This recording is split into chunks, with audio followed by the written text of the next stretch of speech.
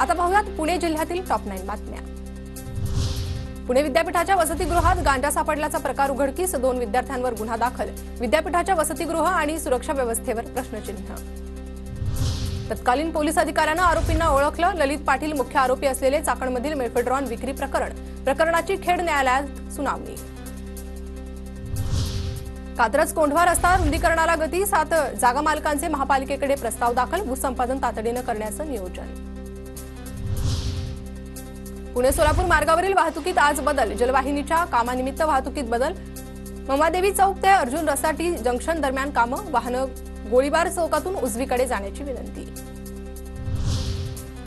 पुणे शहरात डिसेंबर अखेर 57 आरोग्यवर्धिनी केंद्र, तर पालिका 24 ठिकाणी आपला दवाखाना सुरू करणार, पालिका आयुक्तांची माहिती।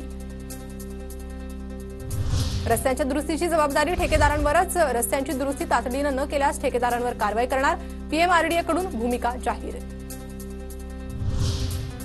माजी नगरसेवक चंद्रकांत टिंगरेंवर हल्ला करणाऱ्या दोघांना अटक, शरद पवार गटात प्रवेश केल्याने टिंगरेंवर हल्ला केल्याची आरोपीची कबुली। फरक चाचणीमध्ये राज्यातील 1,23,000 विद्यार्थ्यांचा सहभाग, 3री 6वी आणि 9वीच्या विद्यार्थ्यांनी राष्ट्रीय स्तरावरील सर्वेक्षण चाचणी सहभाग नोंदवला। एमपीएससीने 1 डिसेंबरला घेतलेल्या नागरी सेवा पूर्व परीक्षेची उत्तर तालिका जाहीर, उमेदवारांना 10 डिसेंबरपर्यंत ऑनलाईन हरकती नोंदवता येणार।